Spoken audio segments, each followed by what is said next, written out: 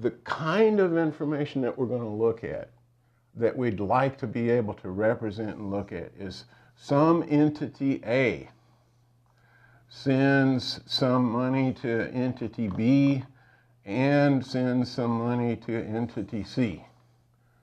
And entity B sends it to these three other guys. Part of the money goes to each of them. And entity C sends some money to these two other guys. And it all comes back to the originator. It all comes back to entity A. So if we saw a pattern like that, we might suspect that money laundering is going on. This guy sends out money and it all comes back to him.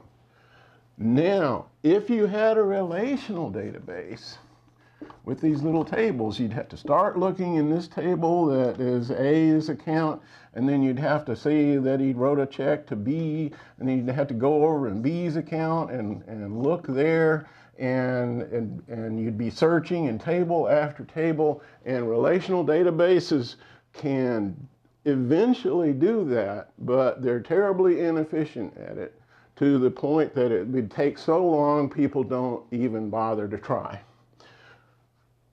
In a graph-oriented database, we actually represent the data as something equivalent to these little circles and arrows. You think of the circles as representing some noun.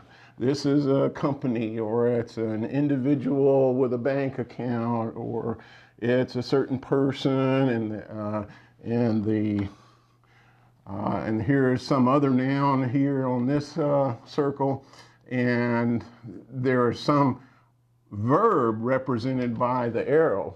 This person lives in Seattle, or this person owns a Toyota, or something like that. So it's always noun, verb, noun, and all the data in the database is stored that way.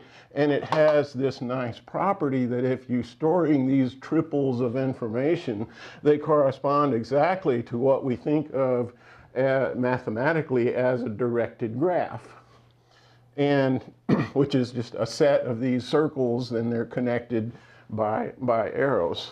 So conceptually, this is the kind of data that's stored in a graph-oriented database as opposed to a relational database. And it does well at searching for certain patterns in this graph structure. My name is David Mizell.